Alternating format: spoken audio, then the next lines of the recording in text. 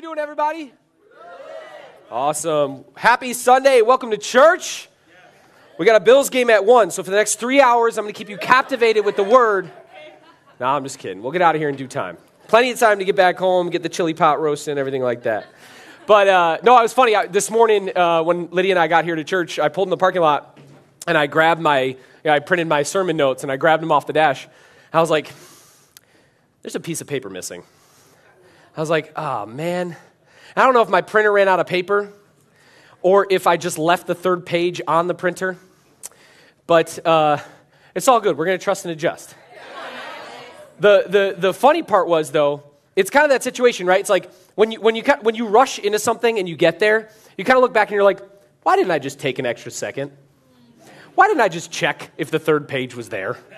You know, but then you get here and you're like, oh, it would have been a lot easier if I took 5 more seconds at home than to have to take the 15 minutes to drive there, print it out, and then drive back, you know, adding my time. Now I'm late for sound check and everything else like that. And it was funny because last weekend we were at Greg's U-Pick farm for our farm service. And it was an awesome time. We got to enjoy pumpkin picking and sunflower picking and the delicious treats that they have at the little barn shop there. But one of the really funny things was a bunch of us just went into the corn maze. And everybody was kind of standing outside, and they were like, oh, let's go do it. And before I knew it, there was like 15 people just rushing into the corn maze. And I was like, all right, cool, we're going to the corn maze, right? And you're talking, you know, you're just kind of like talking to whoever's next to you. You're walking through the corn maze. And about like 5-10 minutes goes by, and I'm like, where are we? And it feels harmless, right? Because it's just a corn maze in the middle of the day, you know? But now I'm in the middle of this giant cornfield. I have no idea how I'm going to get out, right? And then a few minutes go by and you start running into people that you entered with, and you're like, oh, you don't know either. Okay, all right. So now we're lost together. Yeah, all right, great.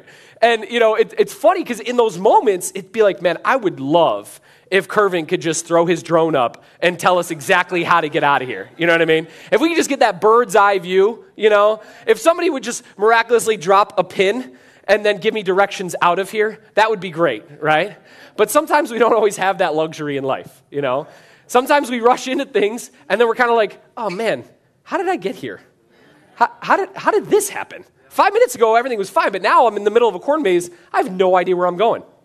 So, ironically enough, right, I had thought about this example in writing the sermon this week, and Liana, separate from me, also had that thought and put this together.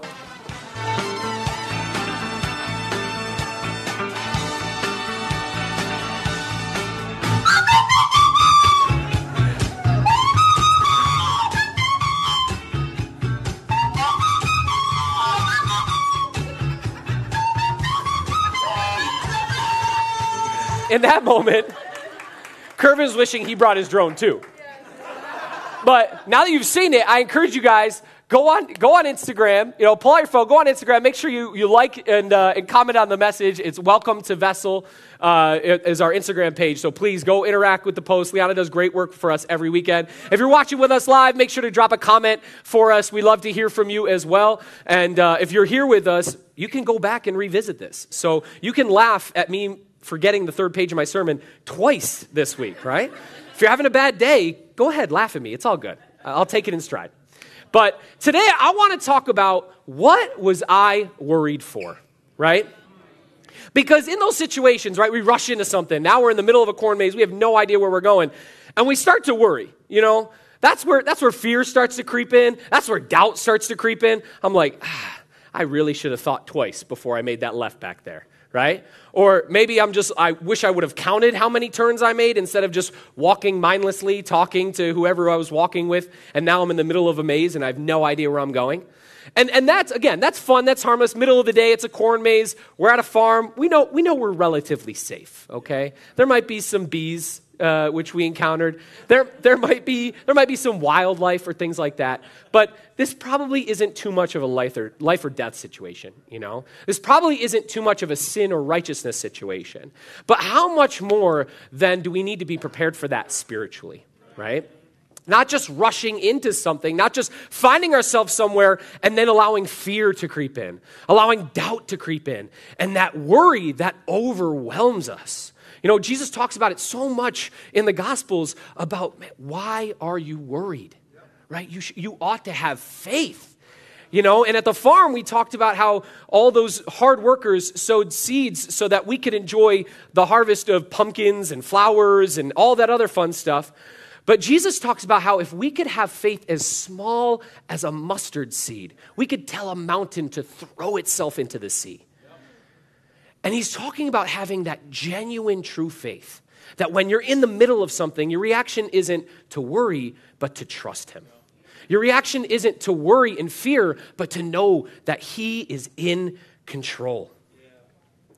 And I think a lot of times we can feel like, well, I've been here before, right?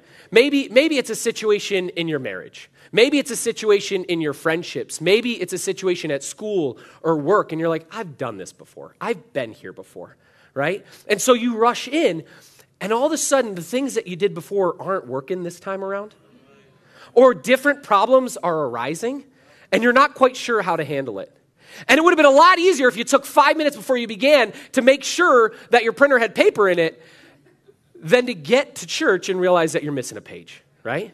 It would have been a lot easier to make sure that you had the advice or the wisdom or the help that you needed to get through that fight or that altercation in your marriage, to get through that tough season in school, or maybe a work situation that you just need some prayer and help from friends for, rather than getting into the middle of it and being like, I wish I would have taken time prior to getting here. And that's where worry gets us, right? That's where Satan wants to come in and steal your joy. That's where he comes in and he starts to plant those seeds of doubt. God says he's in control, but why are you here?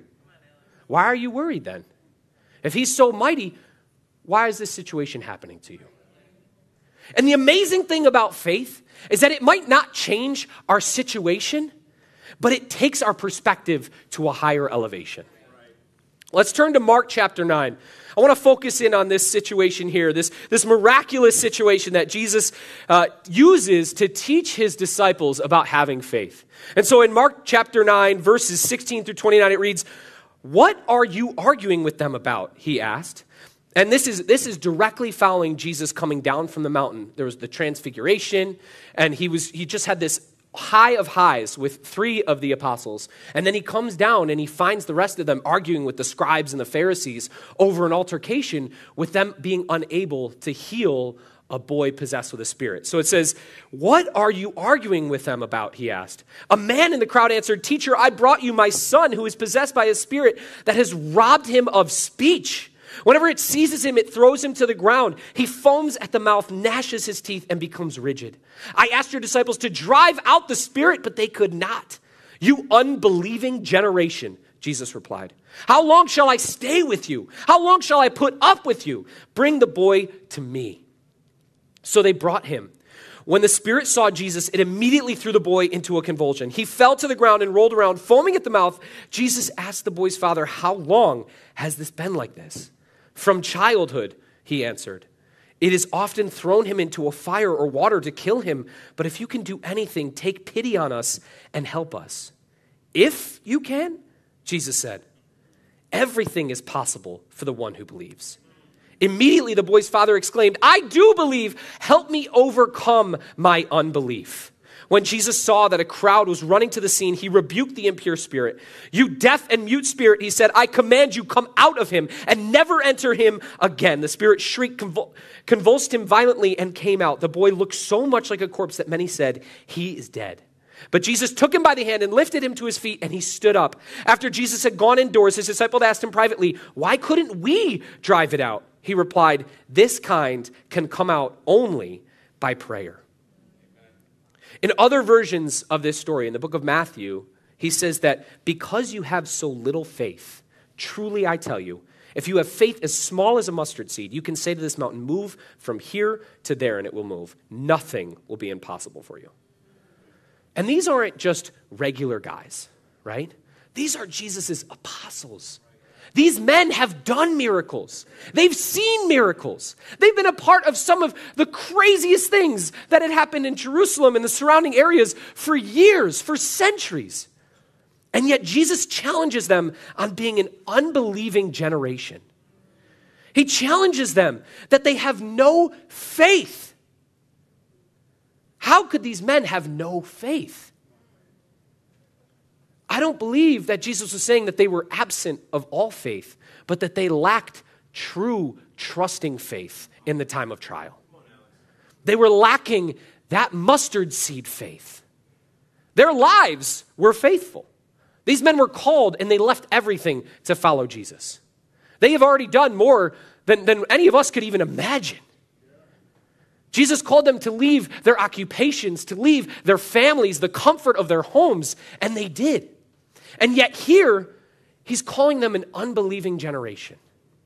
He's saying that they don't have the faith that it takes to drive out this demon. They don't have the faith to overcome adversity, to overcome Satan's schemes. They've seen him do incredible things. They themselves have done incredible things, and yet they were still lacking. How much more for us? How much more for us who have yet to really leave the comfort of our lives? We come here on Sundays and we share in this opportunity to be able to reflect and remember what Jesus did for us, to be in the Word, right? And I don't know everybody's personal situation, but I don't know many people who have left everything, home, family, comfort, everything to follow after Jesus. And yet all of that meant nothing because their hearts didn't have that mustard seed faith. You know, faith, as defined just in a general sense, is a strong belief or trust in something or someone, often without needing complete proof or evidence. You know, faith that overcomes takes work.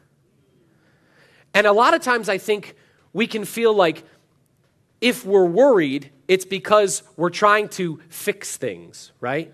Or we're trying to find a remedy around. But really, we can be worrying and not be doing anything about it. And that's not a righteous response. We can be worrying and trying to do everything about it. And that's also not a righteous response, right? But to have faith that says, what was I worried for, is faith that says, just because I'm worrying doesn't mean I'm not putting in the work, right?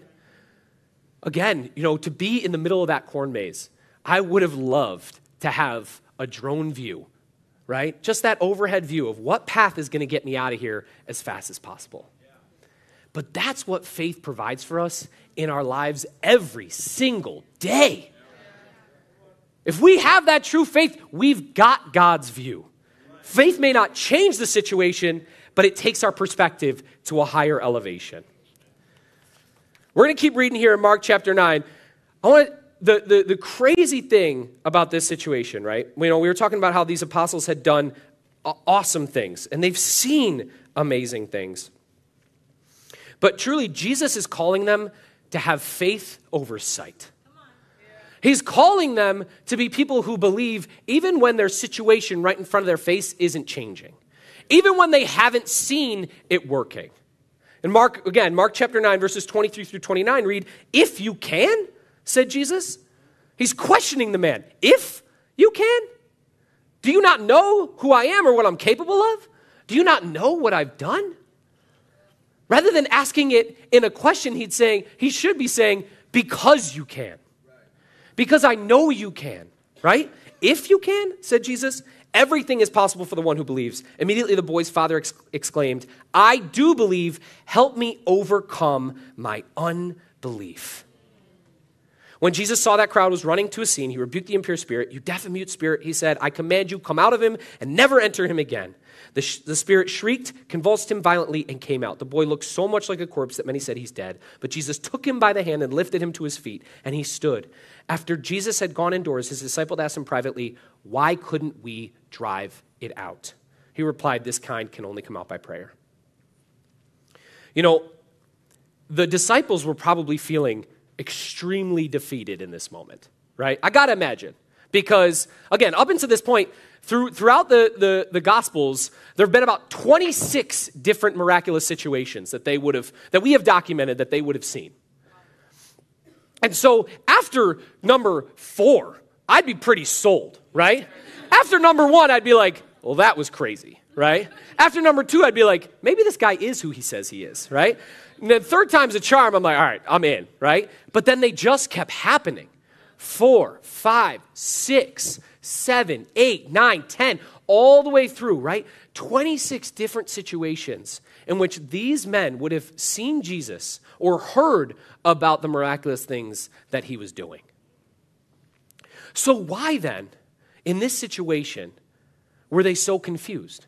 Why did they feel like, Jesus, why couldn't we do it? Why couldn't we drive this out? And I think a lot of it was based on the fact that they were convinced that because something had happened in the past, it's going to happen in the future. And they got stuck in that rut of like, yeah, we can do this. We got this. That pride that overcomes us when we get victory after victory, right? That pride that overcomes us when life is kind of smooth sailing. I mean, how empowered would you feel if you were just walking around with Jesus all day, every day? If you had him by your side to be able to be like, traffic, stop, green light, go. Like, what? Like, I would feel invincible. And the truth is, we do have Jesus walking with us every single day. But he's not a magic genie that makes the light turn green and the rest of the traffic freeze around us, right? He's not there just to make our life convenient. In fact, the Bible says that anybody who wants to live a life of godliness will be persecuted. So we know that hard times will come our way. And yet, without fail, I know for myself, when I start stacking win after win and life starts looking pretty smooth, I can get a little high on my horse. I can feel a little invincible, like I'm good. And then something happens, right? And it just rattles my faith. And it makes me feel like, why could I not do this? Why could I not overcome this? You know, I think a lot of those past experiences can create for us a sense of comfort in our daily lives. And we start believing that we can be a little less reliant on God and a little bit more reliant on ourselves. And we could start to feel like, I got this. It's okay. I handled that situation before. I can handle it again.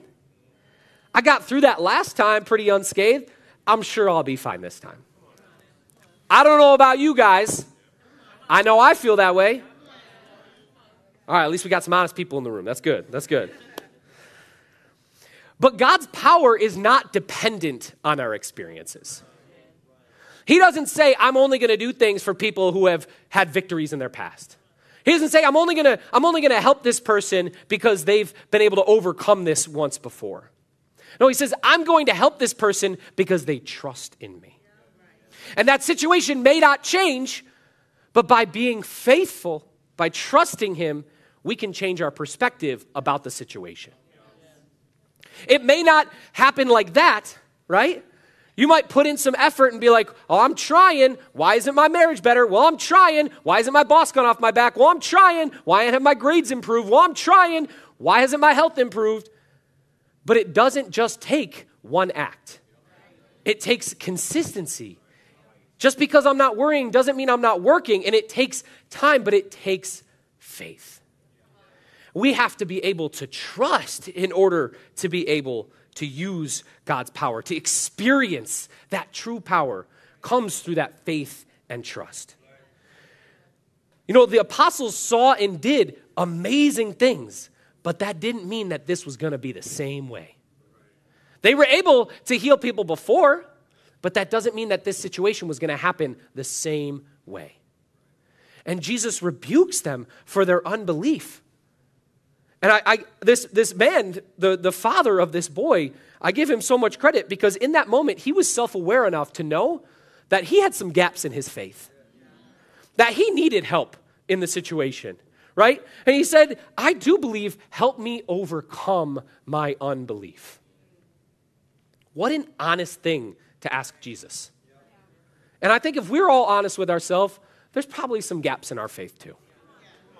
There's probably some kinks in our armor where we need help. But that is not a weakness. It's weakness when we ignore them and then Satan can use them against us. It's weakness when we proceed as if nothing's wrong and then all of a sudden we're in the middle of the corn maze asking, how did I get here? But to be able to acknowledge our unbelief and to ask God to help our faith, to grow our faith, that is boasting your weakness. That is strength in God. That is trust. You know, I know for me, I tend to have a reaction of like one or two ways, right? When I'm presented with a situation, I'm either like Bob the Builder, like I just want to fix it right away, or I'm like, how can I sweep this under the rug and just ignore it, right?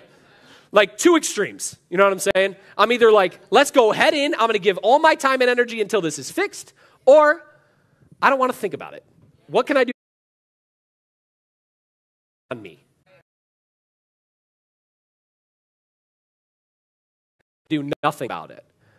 But neither of them is one that's reliant on God's strength and his abilities. Or sometimes it's like, again, I've been in this situation before. Let me just do what I did in the past. And I can feel a lot like the disciples in this situation where I'm like, why isn't it working? God, why hasn't this worked? I know for me, like being in my 30s, health stuff, the things I did in my 20s are not working for me anymore. I am not able to overcome the annual checkup the way that I was in my 20s. And I'm sure everybody who's like, just 30, you wait for me. Yeah, I get it, all right? I get it, all right? Hopefully I will be there and I can use this message through YouTube to rewatch, to be able to remind myself that I need to be humbled by every decade that's coming my way. I get it. I appreciate it. Thank you for looking out for me, right? Thank you for leaving a this way sign behind you on your way to 40 and 50. And 60, there we go. You know, but even for myself personally, like, man, you know, whether it's like blood pressure issues, whether it's like family history with heart disease and things like that, there are some things on the horizon. There are some road signs that say caution that I'm well aware of. And in my 30s, trying to figure out how can I best navigate the road ahead so I'm not worn out and beaten up by that caution sign, but prepared for that caution sign, I am finding that the things that worked for me previously are not working anymore, right? It takes a lot more effort, not even just a little bit. It takes a lot more effort now, right? And I hurt a lot more often. That's just the reality of the situation. But the truth is, it just takes a lot more faith. And it is a higher call to me to stay faithful throughout whatever the situation is, right? Whether it's marriage, family, faith, whether it's health, whatever. Knowing that eventually God will help me see his perspective in this, but it's up to me to choose to be called higher to his perspective rather than just staying at my ground level view, right? Rather than just staring at four walls of corn stalks, being able to wait patiently for him to show me what the view looks like from 10,000 feet above. And it helps me so much because then I'm reminded of how small some of my issues can really be. I'm reminded of how inconvenient they might be, but ultimately how trivial in the grand scheme of things. And for me, that is such a great opportunity to even dive deeper in my faithfulness, right? The Bible says that godliness with contentment is great gain. You know, I think that could not be more true. When we really are content in our relationship with God, we can overcome whatever life throws at us. We can look back and say, what was I worried for? But when we forget the main ingredient, the most important thing, that faith is small as a mustard seed, doubt and fear and worry come rushing over us. And it feels insurmountable. It feels like we are drowning in anxiety and worry and fear and doubt. We're drowning in whatever the situation is, and it could be something as silly as a broken appliance in our house, or maybe a deer ate our shrubbery, whatever it is, but it feels like nothing could be bigger than this, right? And the truth is, if we just take that moment to be faithful, God will show us how much more in control he is than whatever Satan is trying to do to throw your faith off. than whatever he's trying to do to drive a wedge between you and your friends and your family. Whatever he's trying to do to divide you from the people who care about you, from the source of life in Jesus himself, and be able to just continue to whisper in your ear, hey, they don't care about you. See, nobody's even asking. Maybe you're not talking and nobody knows to ask. Maybe you haven't prayed about it enough, and that's why God isn't thinking it's really that big on your heart. Maybe you've got to be a little bit more, put a little bit more effort in so that God can understand what exactly is worrying you, what is overwhelming you. And more importantly than that, because God knows our heart, our friends and our family and our support groups. Satan wants to tell you, hey, they didn't reach out. See, they don't care about you. But if they don't know about it, how can they reach out? Hey, it's okay. It's okay. Let's just go over here where things are easier. See, if you just start taking control over your life, if you just start taking things back for you, it's your life. You live it. It's okay. It's just a little bit more time. You just be selfish with this area and this area. It's not selfish. It's self-care. Come on. Do this for yourself. Do this for yourself. Do this for yourself. Right? Until you are all the way out the door and across the parking lot. Because you just listen to whisper after whisper after whisper. Because you were so focused on what you could see and you forgot about the faith that provides you the sky view that is much bigger than whatever your eyes can see here at the ground level. Faith that overcomes, not proof, not foresight, not instinct, faith that overcomes. But how much of our faith is dependent on what we see working? How much of our faith is dependent on our circumstances? Will we be people who are faithful enough to believe it even when we can't see it? Will we be people who are humble enough to admit that we lack the faith when we don't have the faith to be able to see through it?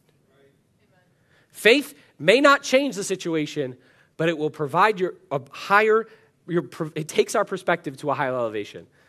I'm going to say that one more time. Faith might not change the situation, but it takes our perspective to a higher elevation.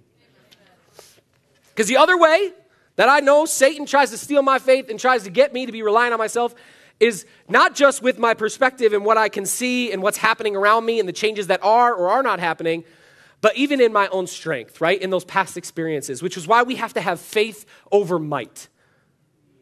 We got to have faith over sight and faith over might. Let's turn to 1 Corinthians chapter 1.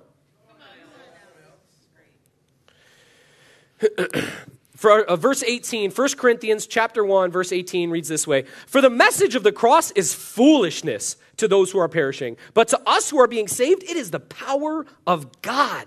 For it is written, I will destroy the wisdom of the wise, the intelligence of the intelligent I will frustrate. Where is the wise person? Where is the teacher of the law? Where is the philosopher of this age? Has not God made foolish the wisdom of this world? For since in the wisdom of God, the world through its wisdom did not know him.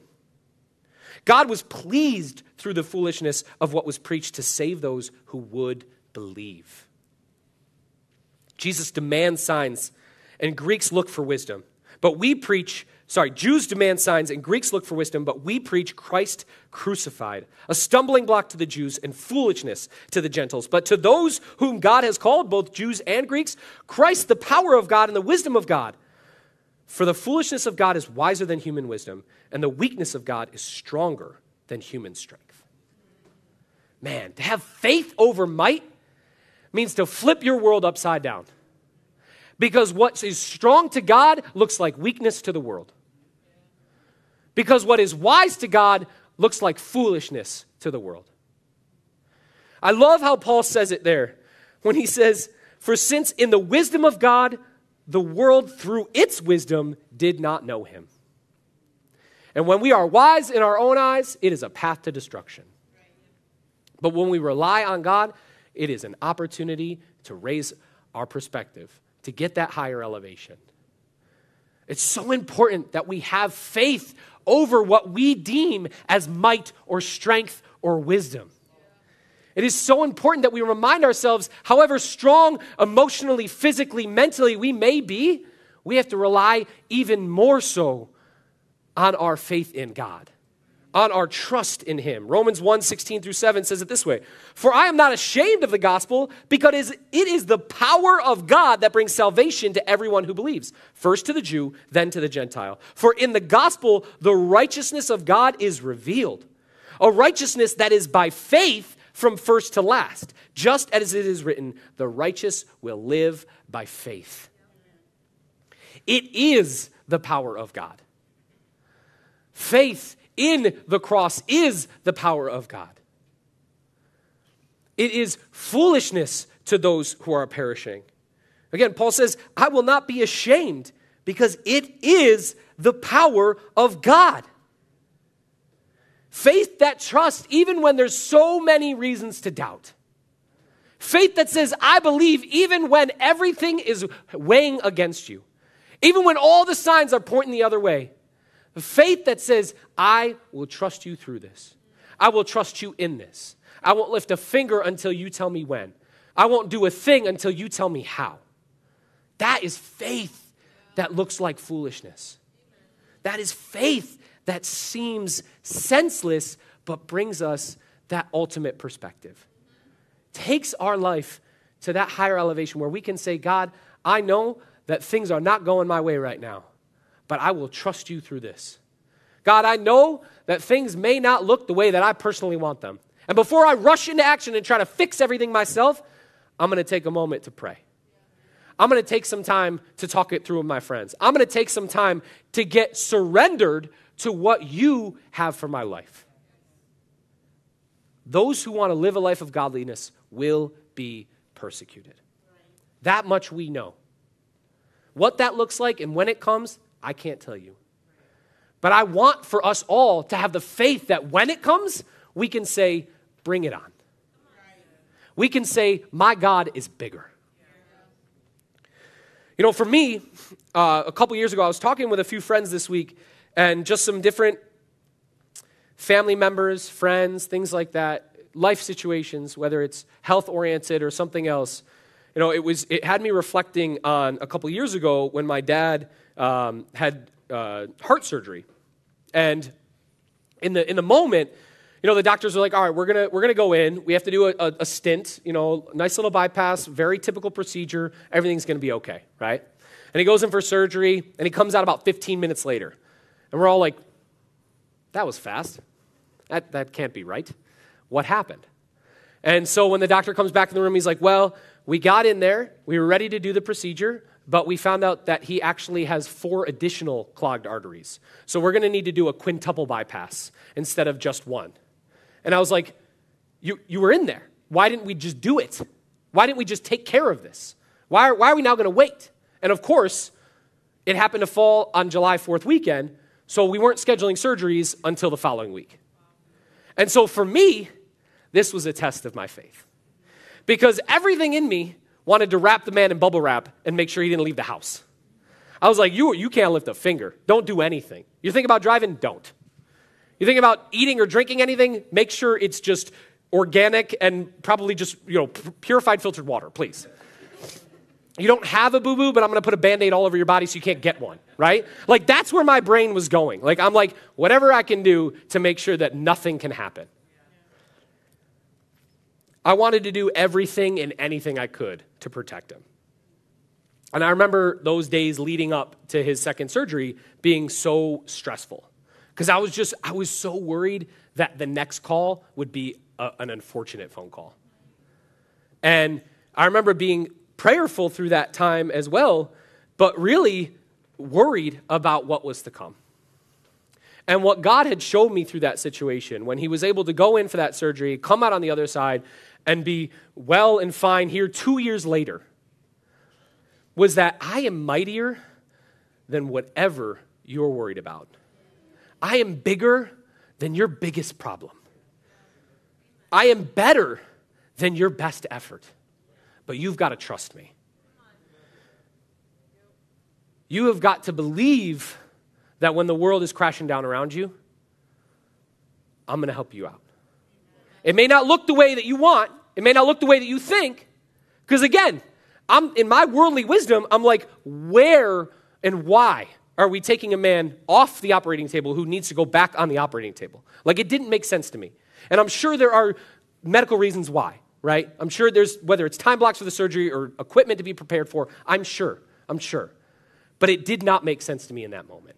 I was puzzled as to why we would have to reschedule and wait and wait and wait. Because every moment was like a cliffhanger. And my heart was stressed and worried. But faith means no need of proof or evidence. Faith means that even when all the facts line up on this side, I'm going to trust God over here. Faith is that much more powerful than your best effort, your strongest ability, your most wise thought. It is bigger than whatever we can imagine. And it's so important for us as true disciples to have faith over might, to have faith over what we deem as strength and wise, to have faith over what we think is right or wrong in a situation, but to trust God and his word to be able to direct our lives and our actions, to trust God and his wisdom to be able to teach us what really is wise, what really is foolishness in the eyes of God. Faith might not change the situation, but it takes our perspective to a higher elevation. We're going to turn back to Romans 1, chapter 16, as we prepare for communion here. I love this passage as Paul's writing again. Verse 16, he says, "For I am not ashamed of the gospel, because it is the power of God that brings salvation to everyone who believes, first to the Jew, then to the Gentile. For in the gospel, the righteousness of God is revealed, a righteousness that is by faith from first to last. Just as it is written, the righteous will live by faith." When I really think about what communion means, I do at times wonder, where is the wisdom in killing the person who was supposed to be the Savior of the world?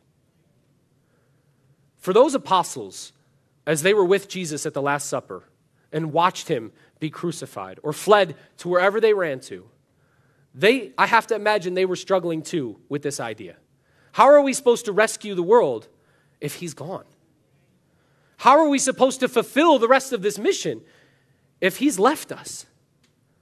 Where's the wisdom in that? But that's where godly wisdom differs so much from our worldly wisdom.